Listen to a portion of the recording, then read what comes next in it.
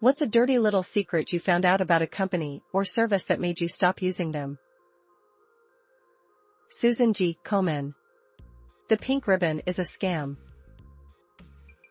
Ashley Furniture abysmal OSHA record, repeat and willful violations. People are not expendable. Nissan spent a decade ruining the life of the guy who owned Nissan.com. The Weather Channel app collected and sold user location data without disclosing it. Would it be shared with advertisers? Angie's List. Did work for a person and they left a good review on Angie's List. Next thing I know, I've got a guy from their call center blowing up my phone.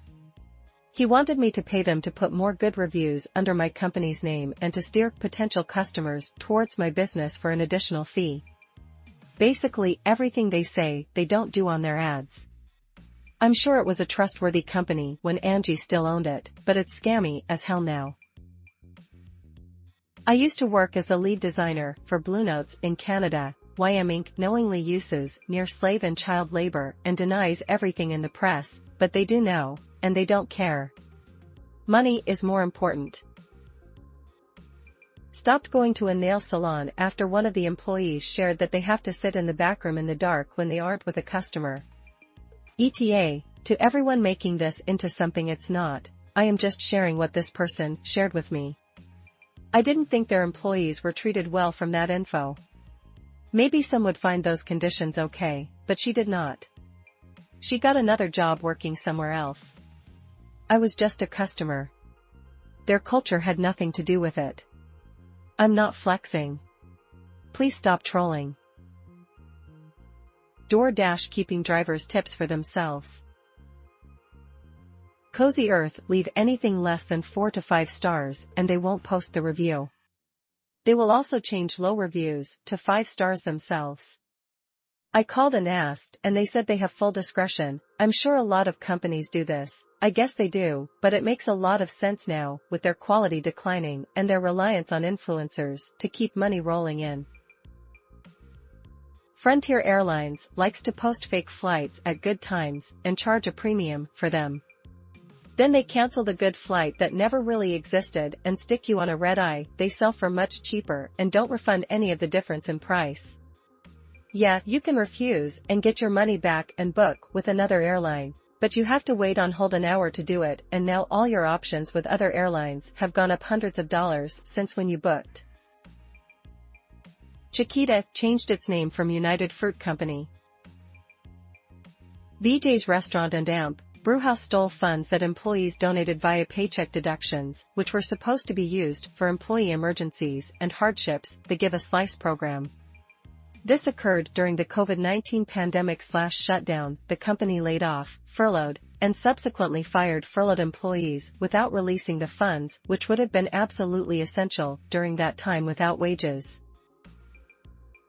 Nestle with their water is not a human right. New egg after their broken open box item scams. Hobby Lobby was fined $1 million for trying to smuggle looted ancient artifacts into the US. Most of the recycling bins just get dumped in regular garbage. Edited to add, a lot of people think I'm advocating to stop making an effort to recycle. I'm not.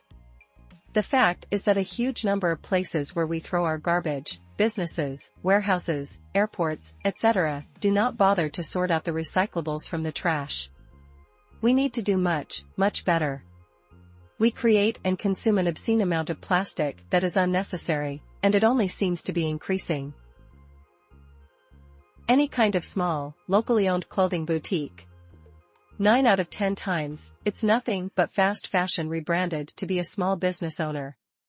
Most people don't realize this, and will happily boast, I don't shop at Shine, I only buy from local boutiques, etc.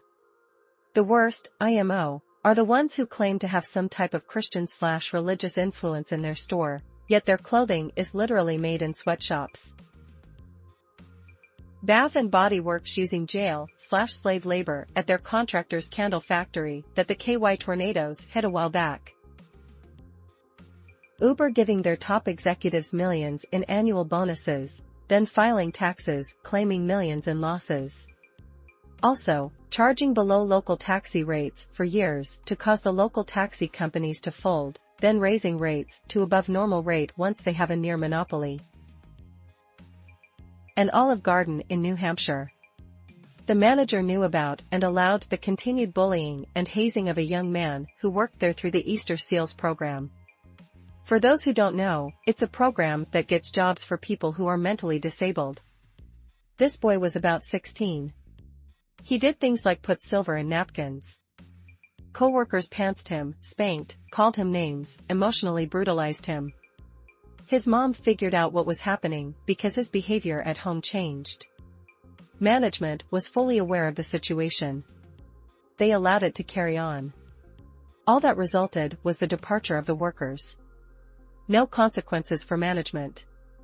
So I don't go to any Olive Garden anymore. The guy who runs my local Subway got caught with his hands down his pants. I saw the condition of Tyson chickens. Never, ever will I touch anything Tyson, including McDonald's chicken products. Home Depot is so desperate for new credit card approvals that they pressure their own employees to apply for the credit cards, even the younger kids who they know won't get approved, just so they can show they have people at least attempting to get one. They just need to hit a certain new credit lines open each month and they'll do anything to get there. This probably applies to most retail shops, so I don't ever open credit at a retailer. I still shop at HD, I will just never use their credit cards. Volkswagen manipulated the software on their diesel cars so they could cheat the emissions tests. Cost them a fine of $800,000,000. Everything Nestle. Just Google it. It's way too much and it's inhumane. I found out that Candy Boy, the edibles company that's famous for shipping to all the states, was putting CBN in their gummies to make the THC seem stronger. Scamazon sells fake name brand goods, and when you point it out to them, they tell you to go fuck yourself. Walmart had peasant insurance on all of their employees. So, if you work in the bakery and die in a car wreck, Walmart gets a check for $30,000-$50,000 and your family gets nothing. Haven't given them a cent in 15 years. The business model for Samsung appliances has planned obsolescence at its core, which is generally true for most appliances, but my current washer, dryer, dishwasher, and stove are not Samsung and I couldn't be happier.